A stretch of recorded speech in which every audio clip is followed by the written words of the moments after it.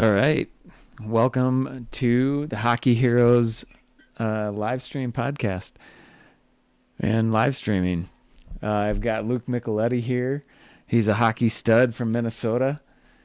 So, Luke, thanks for joining us here today. We're going to talk about hockey. It's one of your favorite topics, one of my favorite topics. Tell me a little bit about your hockey experience, where you grew up and what got you going into hockey. Yeah, hi.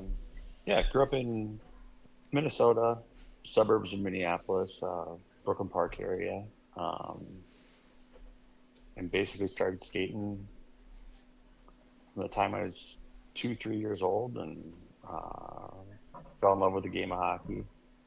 Played throughout my youth, played high school hockey. I was fortunate enough to play junior hockey for a little bit, and just had a blast playing. It was so much fun, and um, love getting out on the ice still. So we just saw a goalie goal. I'm going to just start with hard hitting questions here. Just saw a goalie goal from the Wild. Tell me what you think about goalie goals. Terrible, absolutely terrible. They're they're uh, they're fun to watch. They're um, captivating, I suppose. But as a guy who likes to score goals, and as hard as it is to score goals, to see a goalie score breaks my heart. Yeah. I was talking to my brother the other day, and he was looking at the total number of goalie goals out there, and I believe it was like there might have been like 30 goalie goals or something like that. And of those, only 8 or 9 of them are actually legitimate shots from the goalie. A lot of times it might have been the goalie, it was the last touched puck, and then the other team put it in their own net or something like that. So, I mean, it's pretty interesting how rare it is. What do you think? Yeah, I mean it doesn't happen all that often, and um, it can be again it can be fun to watch. I'm all for goalies playing the puck, and like if you have a power play, uh, and goalie can take advantage of moving the puck up, and goalie gets an assist. I'll take that any day of the week, um, and they can get all the points they want that way. As far as shooting the puck on net, I don't know, you can save it for men's league or something. Yeah, I'm for anybody on the team getting a point. It doesn't really matter to me how it goes Yeah. in. Uh, when we talked last week about this, I was like, "What? What about the defenseman or the center who gets it in the corner on the goal line and just sends it down the ice? Just to clear the puck and it goes in the empty net. Do they deserve a goal? Yeah, absolutely.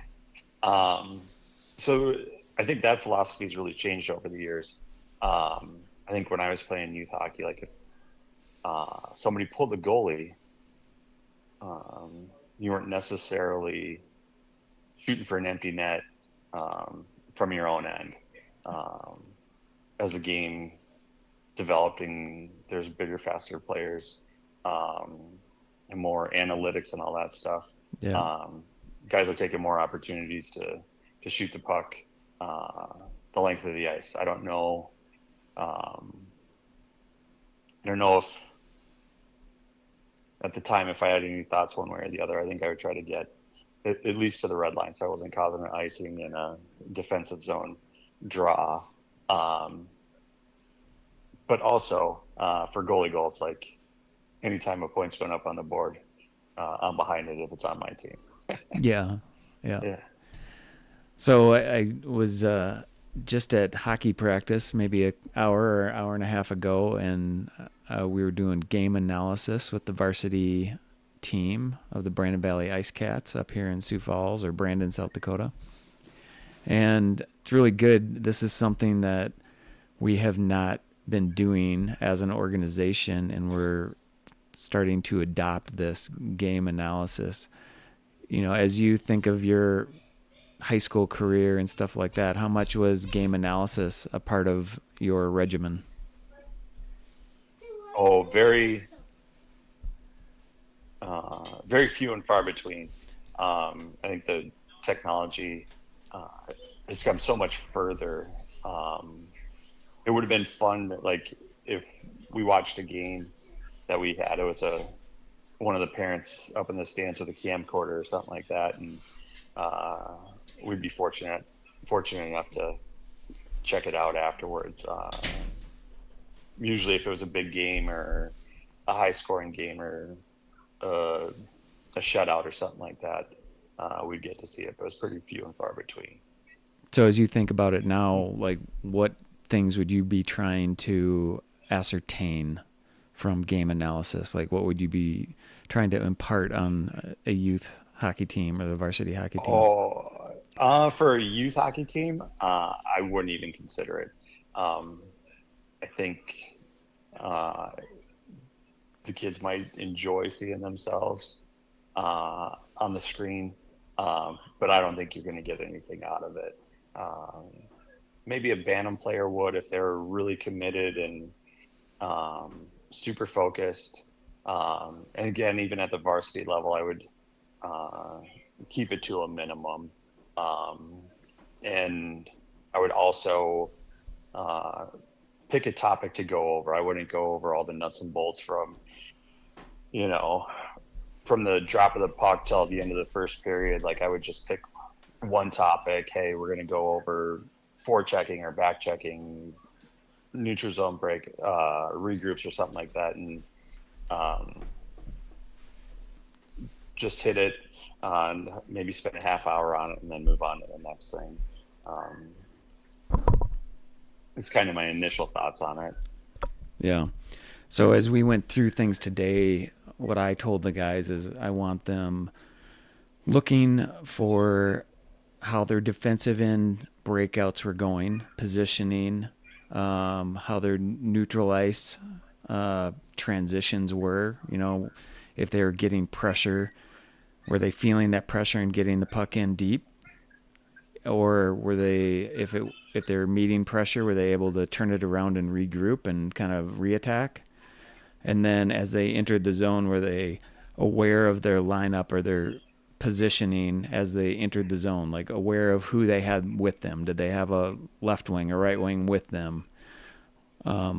And could they execute one of the zone entries that we've been working on? And then in the zone, I asked them to watch basically how were they working the puck around and working together as a team? Were they, if they didn't have the puck, were they creating were they presenting themselves as an option for the puck carrier?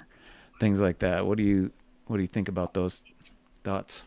Yeah, yeah, that's a lot. I mean, um, yeah, I would almost break it up into um, each zone. I mean, to how much was this a start to finish game? Was it a period? Was it like what We was ended the? up in time. We watched two periods, and then we talked about three things that the team could have done better, three things the team needs to work on, and then one thing the individual needs to work on, and one thing the individual needs to or did Wow, well. okay, And so we tried to kind of identify those things okay, at the end, yeah. and then we just wrapped it up.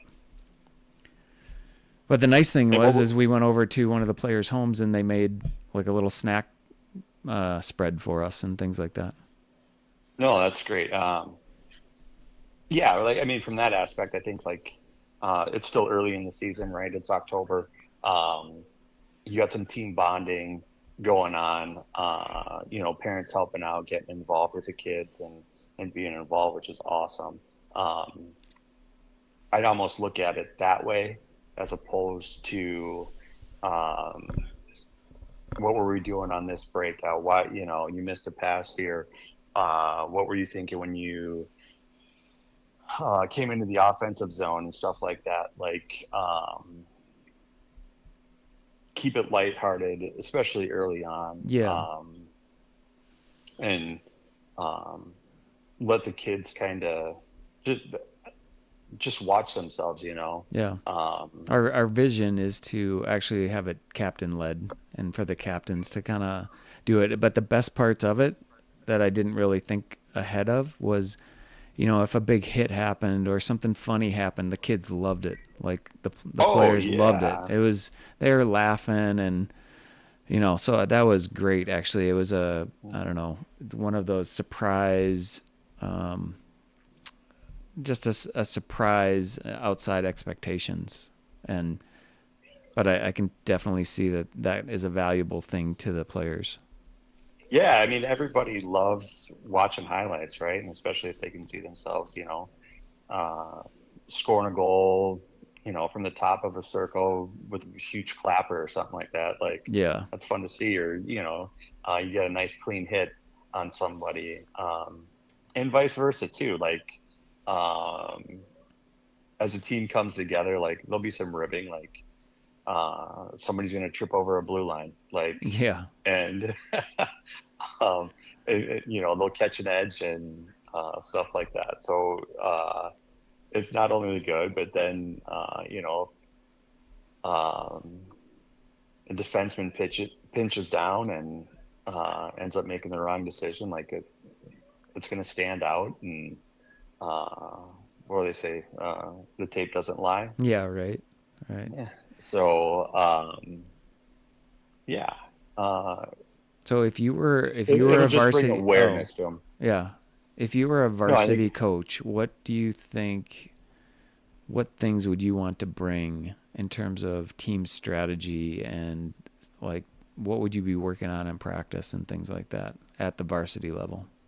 oh, I think it depends on the group, right? Like um, if you got a bunch of older guys that have been in the program a long time and really know your system, um, I think you can be more. How do I don't want to say disciplined, but as a coach, you can uh, rely on your players a little bit more, right? Like Yeah. you're gonna have more trust in them, right? Um, if you have a younger team, um, that trust is going to take time for the program to develop. So having just working on those things, figuring out, what kind of kids you have, like if they're uh, smaller, fast kids, if you got a heavy hitting team, um, and just being able to like, I think the coach should adjust to the players a little bit more than the players have to adjust to the coach. Mm-hmm. Um, there needs to be like the players, like there needs to be discipline. There needs to be respect. The players need to um, execute to the best of their abilities. Um, but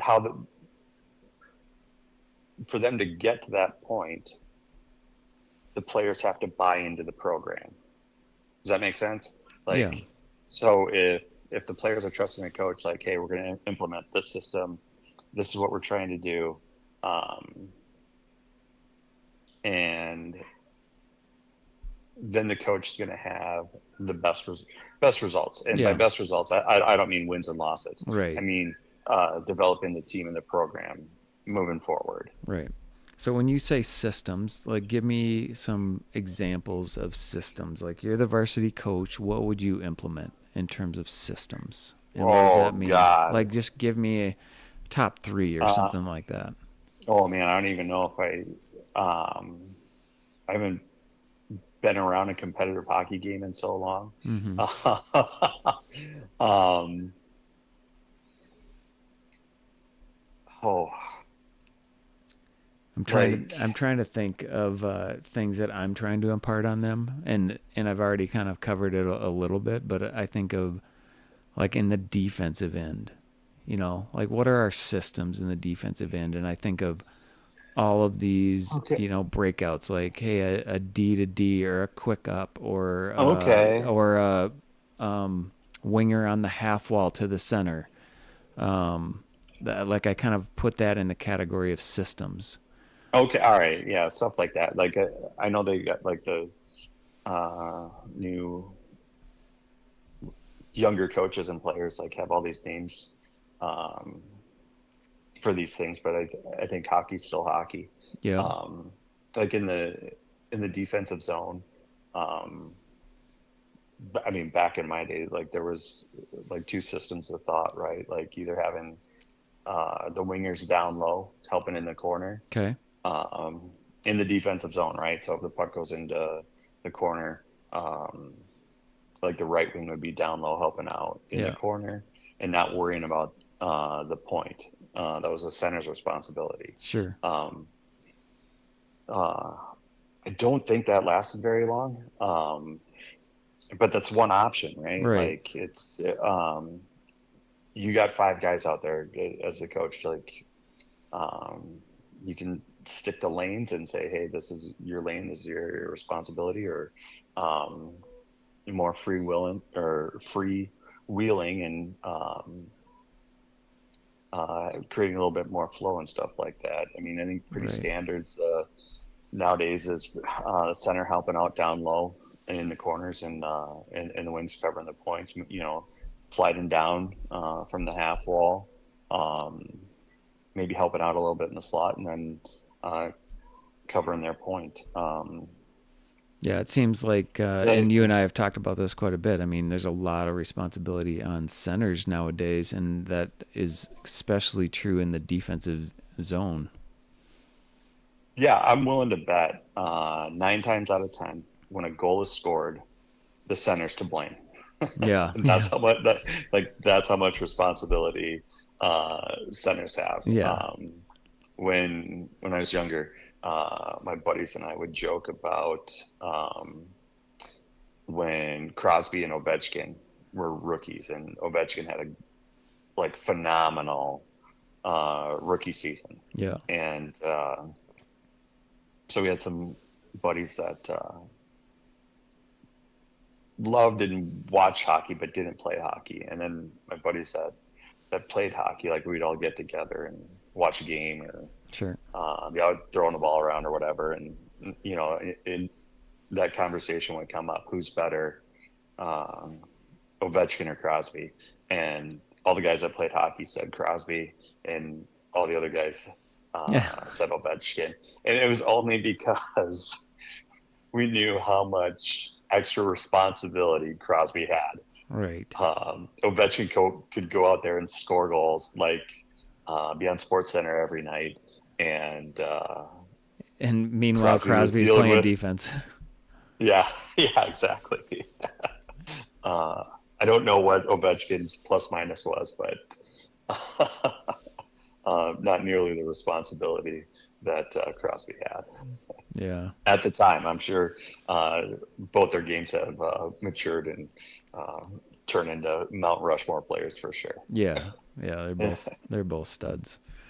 Um, okay, so then what about systems in terms of zone entry or offensive zone? Any thoughts there on, or forecheck? A Um, lot, we talk a lot of systems on the forecheck piece too. yeah, so forechecking, I mean, forecheck is an area um, where you can create a lot of turnovers. Depending on the point in the game, what you're trying to accomplish. Like if you're trying to run the clock out, like you can go to a really soft forecheck, like have the defenseman who's going to set up behind his own net, and the first guy in just hangs out 3-4 feet in front of the goalie, and just let that defenseman sit there all night trying to make a decision and just run time off the clock. Um, which is awesome if you get the lead at the end of the game. That's one of my favorite forechecks. Like it's almost no forecheck. Right, right. But I mean, that's kind of close to. Well, we've talked about this before too, like a trap, right? Which is horrible hockey well, yeah, it's no fun. I don't think they should teach a trap to kids till they're in high school or until they're in college. the Like NHL. yeah. It's just, what are you learning? It's like standing and covering an area, forcing a guy wide, like taking angles. Yeah, it's hockey, but I don't think it's a brand of hockey that any parent or kid wants to play when, in their youth. Yeah, But yeah, I mean, going hard to the corners, dump and chase is fun. Um, if you got some heavy hitters on your team and a couple heavy hitters and one crafty guy can go pick up the loose puck is not always a bad thing. Yeah. Um, I'm personally it, teaching a lot of zone entry options, and and if they're picking up the pressure, meaning they're reading and reacting in the neutral zone, and they don't have anything, then turn it into a dump and chase. yeah, that's That's great. what I'm expecting of my team. Yeah. Like I was always taught, like you want to come through the neutral zone with speed, right? Um, Yeah. that's your biggest advantage in gaining the zone is coming through with speed. I see a lot of guys stop skating through the neutral zone, um, and they just slow way down, um, and you're not gaining any depth into the zone, right? There are some guys that end up um, stop striding through the neutral zone, but they have their knees bent and they're working their edges, carrying their momentum and speed through the neutral zone and into the offensive zone, Sure. which isn't bad as long as you can carry it through and you're not slowing down, right? Yeah. Like you don't like just coming in with speed and taking the defenseman wide gives you so many options, right? You can stop, you can curl back, you can take it behind the net, go into the corner, um, wait for a trailer. There's so many options. Yeah. That was Uh, actually one of the things we saw in the game analysis today. We had a skater who was coming in, got got access to the zone on the near boards, and two defensive players kind of cornered him right as he entered the zone. And one of the zone entries I've been teaching is a delay turn, which you've probably practiced over your years. And he just kind of continued to try to push through these two guys and got nowhere and kind of got knocked to the ice. And meanwhile, he's got the F3, the third guy coming into the zone, coming right up the slot, and a delay turn there and hitting that guy high slot as he comes in, it would have turned it immediately into either kind of a breakaway situation or a 2-on-1. yeah, So that's great. I mean, and it's early in the season. Like anytime, uh, if you're the puck carrier coming in and you can draw two defensemen towards you, you have to know somebody else is open. yeah, Like there's no other choice but for somebody else to be open. yeah, Um, so going over that on tape is good, like just to recognize it, right? yeah, Like, um, it's a team sport. Like let's share the puck um, if there's an opportunity for you yeah, to make a pass, dish it off, and it's going to create a breakaway or a one-on-one. Got to take advantage of it. Uh, Also, with that being said, like if you're drawing two guys and you're beating them wide and catch the defenseman crossing over, and you can get a stride on them, take that thing to the net. sure, yeah. And I would agree with that. That's another zone entry that I teach is drive wide, right, where you have that ability to go wide to the boards and kind of beat that guy. But this was a situation where one person was directly in front of him right along the boards, and the other was pinching him towards the boards. So he was kind of Yeah. cornered. Okay. Yeah. And so another thing to maybe do in that situation, it's probably not going to be as lucrative as, looking for that guy, the third guy coming in the zone late, but just laying the puck softly in the corner, Sure. Yeah. you know, like it might be a big ask of a player to recognize he's got two guys on him and the third guy coming in the zone late. Um, if he's got two guys coming in on him, it might not be the most ideal pass for him to get it back to the middle of the ice where you could lay the puck in the corner behind the net. Yeah. Yeah. Exactly. All right, let's Uh, switch topics here just for a little bit. Like, just kind of share with me your hockey family. Like, you know, you and I are both from Minnesota. um, the Micheletti name is very familiar for most Minnesotans.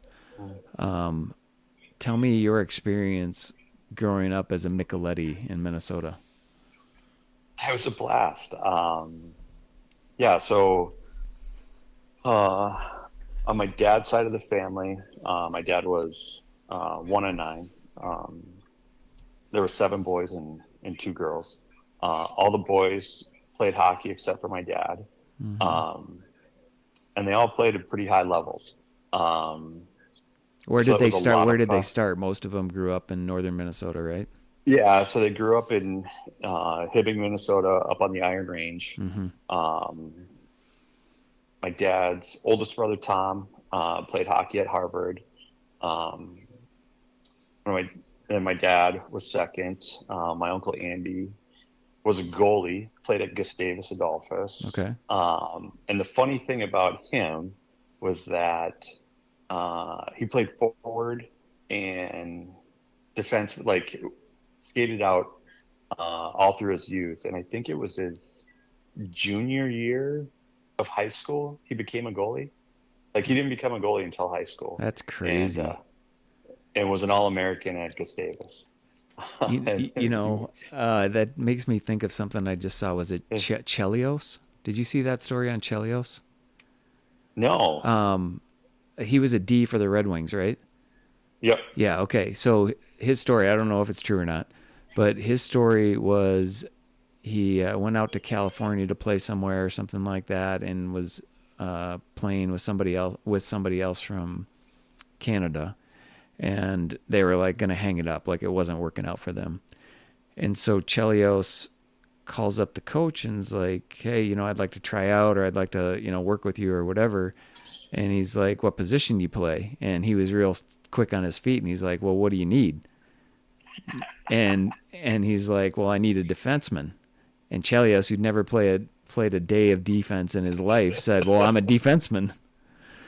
And all of a sudden, he gets the call and he starts, playing, and he ended up in the NHL and being one of well, the best defensemen in the league.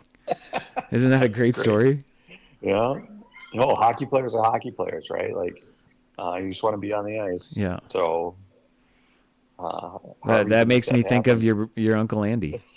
Like, what do we need? Well, we need a Yeah, goalie. Well, I play goalie. yeah, yeah. No, that was it. Yeah, I think it was because he was such a good skater. I can't remember the story specifically. And he's a great storyteller. Um, but yeah, just um, and I guess that also goes to uh, like with my dad and my uncles. Like they were all amazing athletes. Like none of them. There wasn't one primary sport. They all played. Um, football, baseball, hockey. Yeah. We're just involved in it, in everything, and some of the most competitive people I've ever seen in my life. Like after these guys, like growing up watching them, and they're in their 30s, 40s, 50s, Yeah. um, where they get together and go play tennis. Like you would have thought you were at the U.S. Open or Wimbledon or something. Like and John McEnroe was on both sides. Like just uh, That's like where you learn to cuss yeah, and fight too. yeah. So just super competitive, um, and would do anything to win. Um, but yeah, so um, yeah, just being well-rounded athletes, super competitive, um, and uh, there was plenty of trash talking and stuff like that from time to time, but just super humble, like Midwestern Iron Range, guys. It was Yeah. Did just, you ever get caught up in the trash talking with them as a family member? oh, never. I wouldn't do that. Oh yeah. Uh, no, so we were up in northern Minnesota last summer, and up at the cabin, Yeah. and there's a basketball hoop up there, and so the cousins kind of get together and are shooting hoops, and uh, one of my uncles comes by and asks for the ball, and he's what we would call like the 3-point area up at the cabin. Like there's nothing, there's no measurement, there's no regulation. It's a mark on the like Yeah. at the grass. It's like a you got to be in the feel. grass. Yeah. He's in the grass, but you can still dribble the ball on the concrete, and he sinks it. And then so he asks for it back, and then puts up a brick.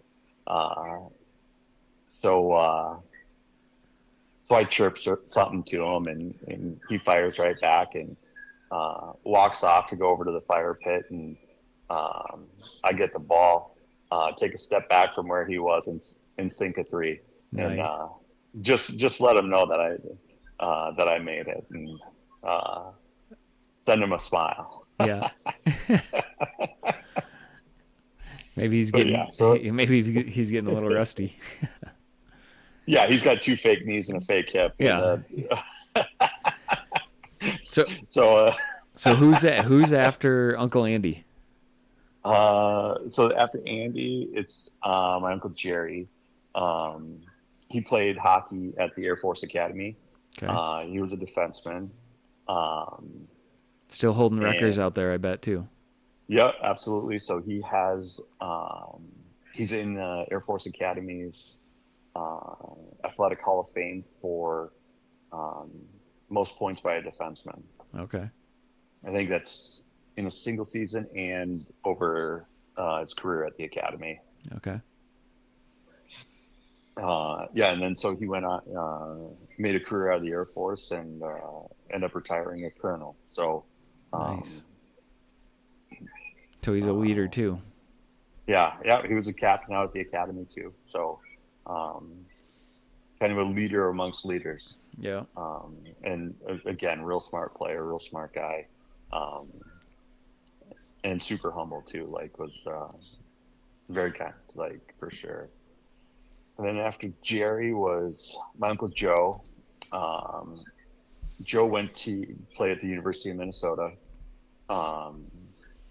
and he won 2 national championships. Under what coach?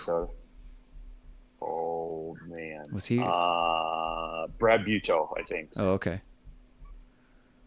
Yeah. Yeah. I'm asking the tough questions. Yeah. No, Brad Butow. Okay. And so they had great teams, and I got to see highlights and stuff like that. I wasn't born yet when he was at the U. Yeah. And then he was a defenseman as well. He got drafted into the NHL, and what was it? The World Hockey, the WHL World. Like there was another professional league at the time. Okay. This was before, so I think it was the WHL. Okay. I might be wrong on that. Like the World Hockey League. But it was kind of like alongside the NHL? Yeah, so they were competitors at the time. Like there was Okay. 2 professional hockey leagues, right? Yeah. Both in the U.S. and Canada. Yeah. They eventually merged, and now there's 32 teams in the NHL. Yeah. So he played for Edmonton before Edmonton was in the NHL, and he was on the team with Gretzky's rookie year. Wow. Then he bounced around the league a little bit, played in St. Louis, played in Colorado, and then he got into coaching with the St. Louis Blues. He was the assistant coach for the St. Louis Blues for a few years, and then he went to color commentate for the St. Louis Blues, the Minnesota North Stars, the New York Islanders, and now he's with the New York Rangers. Cool. Yeah, I've seen him. I've seen him from time to time on television. Yeah, and he loves what he does, and gets to be, still be a part of the game, and Yeah. has a lot of fun. He's got great stories to tell about running into folks and all the stuff that happens outside the boards, I suppose. Yeah. All right. So then after Joe was my Uncle Don. He played at the University of Minnesota as well. He's a really personable guy. I Yeah. mean, they all are, Uh, but yeah. he's kind of fun, isn't he? Yeah. Yeah. Absolutely. Had a big like um, from what I hear outside of my dad, my Uncle Don was probably the toughest. Okay. He doesn't get enough credit.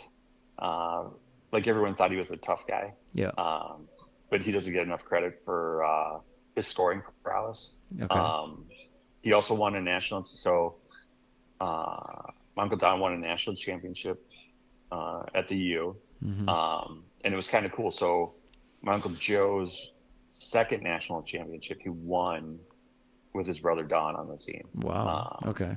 So two yeah, so Michelettis that's on the U of M team. yes at that time. Yeah. Um, and I think one year he had it was either 30, 30 goals and 30 assists or 35 assists and 35 goals. It was something like that, like something unbelievable at the Yeah. time. Um, and yeah, but he was also the guy that uh, challenged the entire University of Wisconsin bench to fight, Yeah. and and got kicked out of the game against Wisconsin before it even started. Okay. So the question is was that an effective tactic or was it lost? um, I don't know. It was probably pretty effective. I think the next time they played each other, he probably had a little bit more room on the ice than previously. Funny. Uh, and then it was so then my dad's sister Jean, uh, she went to the University of Minnesota as well. Okay. Um, his sister Andrea, who also went to the University of Minnesota. Where you think Um, the University of Minnesota would just be like, "Oh, you're a Micheletti, yeah, right this way, right this way." yeah, yeah. But yeah, and they had grew up with their cousins, and they were all involved in hockey and softball and volley, like just all the sports. Yeah. So whenever we got together, it was always a blast. Yeah. And then the youngest was my uncle Pat, um, and he didn't win any national championships at the U, but was an All American. And when he left, and I think still is the second all-time leading point getter or scorer at the University of Minnesota. He So, also is uh, pretty close on records for penalty time. Is that Pat? y- yeah, and at the Yeah. time, I think he had the most penalty minutes by a Gopher Yeah. when he left. Um, so yeah, that's not a bad career to have Well, second so tell me about second highest that. score. I'm trying to teach my young players to play by the rules and play hard and play gritty, but we're going to play by the rules. But tell me your perspective of having Uncle Pat as a uncle and the benefit of being in the penalty box and how that intertwines with being effective on the ice, in your opinion. Um, I think it's playing true to yourself, right? Like there's a system that you're going to play in, and he was one of the smaller guys on the ice too. So um, if you're getting pushed around and you're not standing up for yourself, you're going to get walked over. So if it means going to the box, if it means finding a way to create some extra space for yourself, if that means going to the box once or twice, but the next time you're on the ice, you can take advantage of the extra room you're getting out there. I don't think it's necessarily a bad thing. Um, but he also had, and he'll say it, he had great teammates um, that were that understood what he was doing, um, and and the process behind it too, um, like his anticipation and instinct for the game um, is just second to none. Like just a heady player. Like with what his skills were, and the way he saw the game, really benefited him. So You can't just go out there and take dumb penalties. Like yeah, that's not the idea of it, right? Like, oh, I'm a big guy, I'm gonna, uh, two hand somebody in front of the net, or uh, I'm gonna chirp, I'm gonna take, silly penalties. Like that's not what it's for, right? yeah, Um, and the game has changed so much too, with how they call penalties, and the rules have changed. Like when we were talking before about finishing a check, or appropriate times to ice the puck and stuff like that. yeah. I don't think that exists the same way as it Right, used to. right. I'm not saying good or bad, just different, right? So, Yeah, and you can see that through the different eras of the NHL too, right? Like, went from, goalie equipment was really small. Uh, the style of goaltending was different. There was a lot of fighting. And then you get into the era where just big guys out there all the time, clutching and grabbing, and there's not the same finesse that there once was, and it's starting to come back. Uh, yeah. and Well, one there of was a my time favorite when, parts of the game is the speed, the finesse, the passing. Like I just really enjoy that part of the game and kind of want to foster that. But I also know there's another side to the game, and both are important. yeah, and I think it helps the players police themselves a little bit too. I mean, officials have a job to do, but sometimes there are other ways to make your point. We'll put it that way. um, and again, like there's a time and a place for all of it. I enjoy, like, the speed and finesse of the game is what I love. Like I thought one of the best things that the NHL did was get rid of the 2-line pass. It just clogged up the neutral zone. It was slowed the game Yeah, down. Like, yeah, um, getting rid of that was incredible. yeah. Just opens things up Mm-hmm. so much more. Um, I guess I'm all over the place here, No, but well, like getting back to the penalties and stuff, yeah, like, um, there are good penalties to take and there are bad penalties to take. Um, if you're standing up for yourself, if you're standing up for a teammate, things like that, like, uh, that I falls. wouldn't mind taking. Yeah, it falls into the good category for you. Yeah, I wouldn't mind taking a 2-minute penalty uh, and if I'm going to take a penalty, I'm going to get my 2 minutes worth. Like it's going to be a good penalty. Like I'm not looking to get myself kicked out of the game. Right. I'm not, going to lose my head, but I want to make sure I get my 2 minutes worth. Yeah, yeah. So back to Pat for a second. If I'm not mistaken, did Pat play with Herb Brooks on the bench at the time, Uh, or was it somebody else at that time? oh no. Okay. Yeah. So, no. All right. So I got my coaches mixed up. All right. So, um, Joe and Don played for Herb Brooks, Okay. and then Brad Buto came in, and then, um, yeah. So my uncle Pat played for Brad Buto, and then his last year played for Doug Woog. Okay. Yeah. Okay. Yeah. Sorry, I got my go No, for that's right. I knew. I eras knew. mixed up. Well, Herb Brooks has so much notoriety or fame, I guess, through the movie The Miracle and the 1980 Olympic team. So I knew that Herb Brooks was in the mix with the Micheletti Yeah. brothers over the years. Yeah. What stories did you Uh, hear about Herb and his prowess on the bench for the U of M? um, I'm trying to think. I just heard a great story. So Herb Brooks recruited my uncle Joe and my uncle Don, and um, so they're high school boys up in uh, up on the Iron Range, and I think I think Coach Brooks came up to visit my grandma and grandpa, you know, once or twice, and uh, like they're sitting down at the dinner table having a conversation. Um, I don't think my Uncle Joe was at the table. I, if I'm remember, I could be misremembering Yeah. too. And then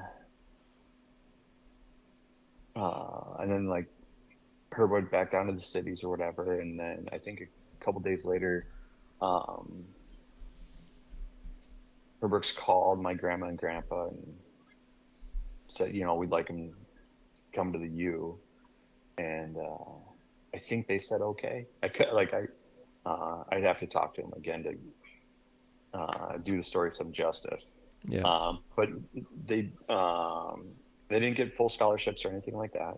They had partial scholarships. For the love of the game. Yeah. So yeah, just tons of stories that like I've heard so many, probably get them mixed up and uh, all that. But Yeah. yeah, super fun. Mm-hmm. Yeah, and so everyone's really involved at the U still. My Uncle Pat does um, radio and color commenting for college hockey still, and his thoughts on the game and Minnesota hockey specifically are phenomenal. Like if there could be a commissioner of hockey, it should be him. Yeah. His knowledge and grasp of the game and connection to the players and the parents and everything is probably second to none. Yeah. Yeah. So But I'm also a little biased. Yeah, of course, of course. You kind of skipped over your dad a little bit. Of all the boys and girls in that family, he was so one that kind of passed on hockey. Interestingly. Yeah. Too cold out Yeah, there. It was too cold out yeah. there. Yeah. No, that's one of the best. Like, my dad again, super competitive. Played football and basketball. Would play street hockey. All the stories that my uncles had that you always wanted my dad on your team because he was the toughest one. But yeah, he didn't like the cold. Wasn't fond of skating. But football and basketball were his sports. He ended up playing college football at the University of North Dakota and was a walk-on there and ended up getting a scholarship before he graduated and left. So That's just cool. a hardworking guy, played both sides of the ball. Yeah, so super competitive, strong, smart, and which is really funny that he got me and my younger brother into hockey. Mm-hmm. I don't know how it happened, but it's genetic. every winter, It's genetic. yeah, every winter he'd make a rink in the backyard for us, and be up all night making a rink for us. That's awesome. Freezing the water, and yeah, so we go skate whenever we wanted. Mm-hmm. And now it's come full circle. So you've got a son, Gavin. You're living down in Florida, and Yes. you're like tiptoeing back into hockey down there. How's that going in Florida? Oh, it's tough, very tough. The closest rink is probably 45 minutes away, which is crazy compared to where I grew up. There was a rink every 10 minutes. But hockey's definitely starting to grow down here. There's 2 rinks right now, and there's some plans for another one a little bit closer, maybe 25 to 30 minutes away from us. But the like the NHL and the Florida Panthers have the Learn to Skate program, which is phenomenal. Hockey's a super expensive sport. with all the gear and equipment and everything. Um, Yeah. can't remember What what. rink are they doing that program at? Oh, I think it's, what is it? Like Palm Beach Ice Works, I think is the name of it. There's two rinks out here, and I get them mixed up. Okay. Um, but I think every team in the NHL does a program similar to this. I know they do it in North Carolina. Um, we have some family friends that live there, and their son got into Carolina Hurricanes learn to skate program, uh, and the cost is super cheap. It's a couple $100, and um, they provide all the gear. You send them your sizes. They give you skates, helmets, uh, all the equipment you need, and you get, I think it's like 6 hours of instruction. So it's just open to, kids that are interested in hockey and continue to grow the game. Phenomenal program. But when my son Gavin got out there, absolutely fell in love with it. We watch hockey every night together as much as we can. Oh, so Um, you're doing game analysis already. And how old is Gavin? you know, I wouldn't call it game analysis. um, but just watching the finesse and the fun and all that. We were lucky enough to go to the Florida Panthers and Vegas Golden Knights the other night when they played, and we just had a great time. We were gifted some unbelievable seats, Oh, and just to see the size and speed of the players now is just phenomenal. yeah, that's awesome. Um, we talked over the last couple of years.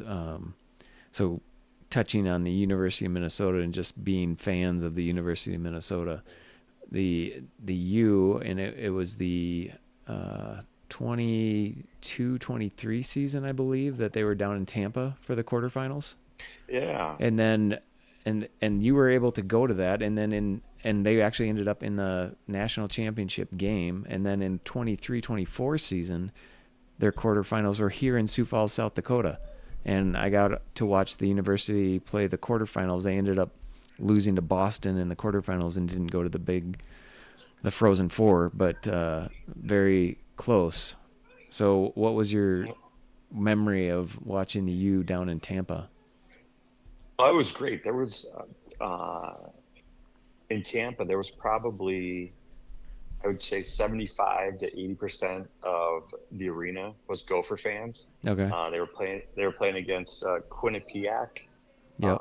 I think Quinnipiac's out of Connecticut or Uh, something like that. Um, but yeah, just to go to a Gopher hockey game in Florida with my son was phenomenal. A couple years before that, we went home to visit family, and my son and I brought him to his first Gopher game against Penn State, and okay. I think he fell asleep in the third period, and we ended up leaving early. To go from that to just the other night, watching the Panthers play, him on the edge of the seat the whole night was just fun as a dad. Yeah. Yeah. I mean, I am a lifelong Gopher fan. I mean, if you grow up in Minnesota, in my mind, the University of Minnesota Gophers is the epitome of hockey in the nation. Maybe it's our conditioning there. I'm not sure, but Could be. one of the reasons I've really followed it recently is I grew up in a very small town, Laverne, Minnesota, 5,000 people, and when I was a ninth grader, we were building our indoor ice rink, and Wow. so that was in 1990. I graduated in 1994, Mm. and that program has grown and grown and grown. And honestly, if I think of, there have been a few hockey players that have come out of Laverne and played a little bit of hockey, but I've been so proud of Jackson Nelson, who basically, I don't know if he walked on or got recruited a little bit. Nowadays it's kind of like you sign a commitment to go to the U in 2 years from now or something like that. And I think that was the situation. And he went to the U. He played 5 years there because of COVID. He got a fifth year, and he just wrapped up his University of Minnesota Gopher career last year and was a captain on the team and one of the first players to come out of Laverne and get a commitment or a contract with an NHL team. Now he's playing for the Providence Bruins, I think, right now, but just did tryouts with the Boston Bruins. So, it's really exciting to, cheer somebody on like that. Comes from a small farm community, just north of Laverne, or what would it be? Just east of Laverne, Magnolia, Minnesota. Very small. But what a cool story. And that's one of the things, like, I followed him, in that Quinnipiac game, or followed him in the quarterfinals last year. And then so happy that he got a contract to play some hockey out in Boston, Providence area. Yeah, that's a dream, right? Keep playing as long as you can, like at whatever level is possible. Like it's especially for getting a rink, what'd you say? When you were in ninth grade, like and having a program make that much headway in such a short amount of time, like the game is just growing and growing, and I'm sure you had some help from one of them Paquette brothers, right? Yeah, I don't know. I think Phil probably more than anybody, but it might have been a little bit before his time. I mean, Yeah. but Well, if nothing else, you guys paved the way. Yeah, exactly. Well, I do know one thing. I did help put the coils down in that rink in 1990, and there's one good reason that it's still freezing ice there. So you got blood, sweat, and tears in that place from the ground up. For sure. The funny thing is when we built that rink, we didn't have money for bleachers or like boards with glass or anything like that. So after we had the concrete down under the rink, we put the boards up, and then we just put 4x4s up behind them and tacked chain link fence around, and that's what we were playing with. For the first couple of years, is chain link fence. Can you imagine how that went off the glass, so to speak, or off the fence? Oh yeah, that what a barn that would be to play in. Yeah. Yeah, and now you go over there. We've been keep the goalies on the toes. Yeah, we've been get a funny bounce off the chain link. Yep, exactly. Now we go over there, and it's beautiful. It's got great bleachers and glass, and just little by little, the community has built an awesome rink. So you're gonna build two programs. You built the Laverne program, and now you're gonna build the Brandon program. Yeah. So interestingly, Brandon, I think, started 8 years ago. So I don't know. Okay. What would that be? 2016? Somewhere in there. 2016. The association's 8 years old. Last year we skated on an outdoor rink, and I thought, like, this is the time to get involved with this, help shape it. I've seen Laverne grow, and I think we can improve upon it quickly, by taking the lessons of other associations and other programs.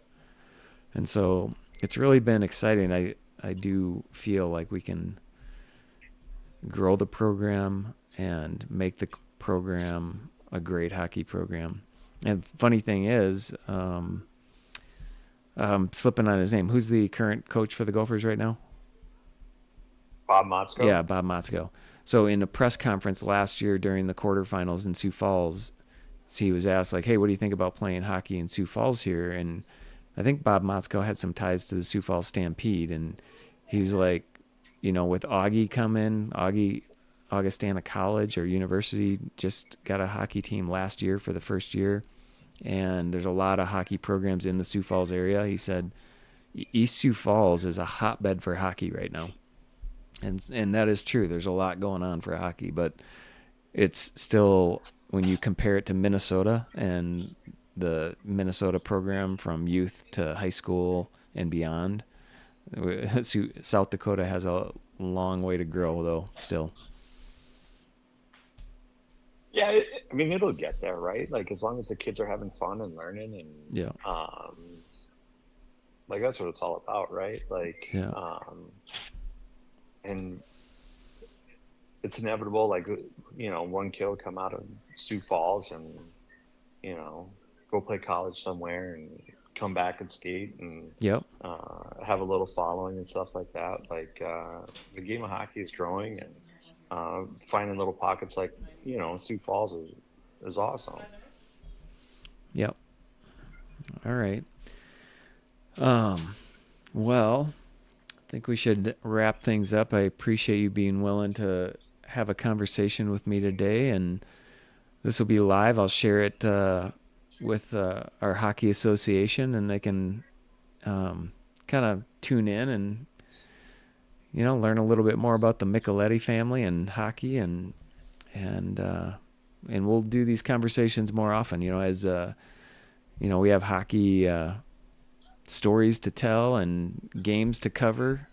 We'll get on here and chat about it. Yeah, absolutely. Love talking hockey, and it's a lot of fun. Good. Be good to get those kids back on the ice here. Yeah, I mean, I'm Yeah. excited. You heard the Shields Iceplex, which is a 3-sheet facility here in Sioux Falls, lost their compressor, so all 3 sheets melted, and they're going to be back up and running here in November. And then we have an indoor rink in the construction process, and was scheduled to be done in October, but got delayed till January now. So we are in the process of having ice all to ourselves here. It's gonna be awesome. All right.